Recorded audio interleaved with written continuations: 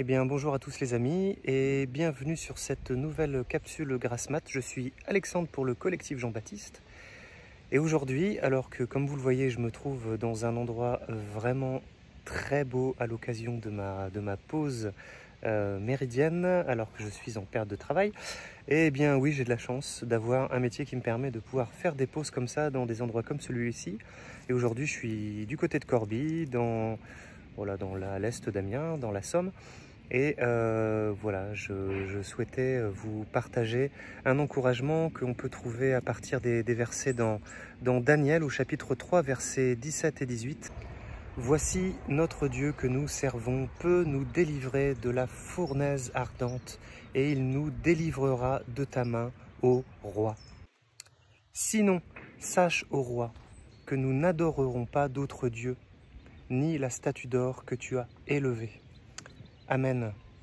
Et cette phrase est prononcée par les compagnons de Daniel, que sont Shadrach, Meshach et Abednego, alors que voilà, ils voient leur condamnation arriver, alors qu'ils sont contraints et forcés par un décret royal à n'adorer que le roi et plus non plus l'Éternel. Et pour eux, c'est bien sûr abominable, c'est insupportable, c'est inconcevable.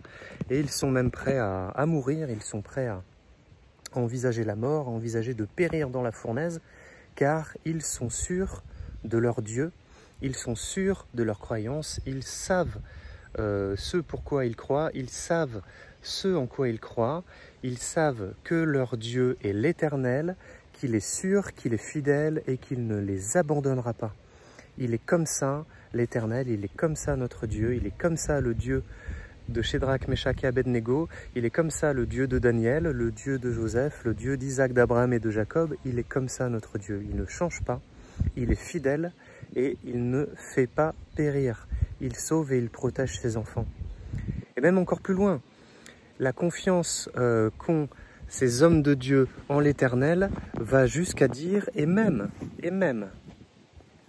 si le Seigneur ne nous délivre pas, même si l'Éternel ne nous protège pas de la fournaise ardente, même si jamais il a d'autres plans pour nous, si jamais il veut que nous le glorifions, si jamais notre mort peut le glorifier, notre mort peut servir de témoignage, si jamais, dans l'hypothèse où le Seigneur n'interviendrait pas, il est hors de question pour nous de nous agenouiller devant de faux dieux, de servir d'autres dieux, de servir des idoles. La confiance de ces hommes de Dieu va jusque-là. La confiance va jusqu'à proclamer le fait qu'ils ne renieront pas leur foi, même s'ils sont voués à la mort, même s'ils sont condamnés à mort, même si le roi, dans sa folie, dans son orgueil, dans sa fureur, les fait mourir, les fait périr parce qu'ils refuseraient de s'incliner, parce qu'ils refuseraient de l'adorer, de n'adorer que lui seul. Les hommes de Dieu, Shadrach, Meshach et Abednego, refuseront jusqu'à leur dernier souffle de renier leur foi, de renier leur Dieu et d'accorder leur regard, leur confiance, leur adoration à d'autres dieux, à des idoles, peu importe que ce soit en or, en paille ou en bois, de toute façon c'est rien du tout. Ce sont que des idoles, ce sont que des apparences, ce sont que des dieux avec un petit dé, des dieux éphémères, des dieux de bois, des dieux en carton, et ils n'ont aucun pouvoir, aucune puissance, ils ne peuvent pas sauver, ils ne peuvent pas guérir, ils ne peuvent rien.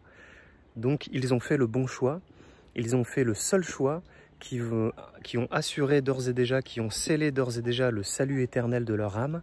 Ils sont scellés avec Dieu, et peu importe leur sort, peu importe la suite de leurs événements, peu importe leurs circonstances, ils continueront de servir Dieu, de servir l'Éternel. Et moi aujourd'hui, je voulais vraiment simplement vous encourager à ne pas regarder à vos circonstances, à ne pas regarder à cette fournaise ardente, à ne pas regarder non plus en direction de ces idoles, de ces faux dieux en or vers lesquels on peut pointer le doigt, dire regardez le monde, comment c'est beau, regardez comment c'est attrayant, regardez les richesses, regardez le pouvoir, regardez le sexe, regardez toutes ces choses attirantes, jolies, avec des couleurs qui font du bruit, que sais-je encore, voilà. Ne regardez pas à ça. Ne regardez pas à ces faux dieux, à ces idoles qui vous font perdre du temps, qui vous font perdre de vue votre objectif, la mission, le plan que le Seigneur a placé en vous, regardez au Seigneur. Regardez au Seigneur. Le Seigneur est dans la fournaise, il est dans le feu, il est derrière le feu, il est au-delà du feu, il est après le feu, il est avant le feu, il est à côté de vous, à votre gauche, à votre droite, devant vous, derrière vous, peu importe les situations, peu importe les circonstances, gardez vos yeux centrés sur le Seigneur, gardez précieusement le projet qu'il a placé en vous.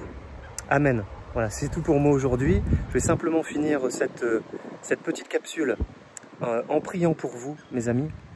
Eh bien, Seigneur, je te bénis et je te rends grâce de cette foi, de ce don de foi, de cette grâce de foi que tu as accordée à tes serviteurs et que tu continues d'accorder, que tu continues de répandre, Seigneur, pour le bien de l'humanité, pour le bien de tes enfants, de tes disciples. Seigneur, accorde-nous de grandir dans la foi, de grandir dans cette foi, de grandir dans cette espérance, que tu es un Dieu bon, que tu es un Dieu fidèle, que tu es un Dieu juste, qui accorde la guérison, qui accorde le salut à ceux qui se tournent vers lui, à ceux qui le lui demandent. Seigneur, nous te bénissons et nous te rendons grâce. Et je te bénis, Seigneur, pour les personnes qui regardent ce message et qui vont être impactées par cette prière, qu'ils voient leur vie transformée et qu'ils se tournent vers toi dans le nom de Jésus. Amen. Voilà, passez une bonne journée, les amis, et à bientôt, vous êtes bénis.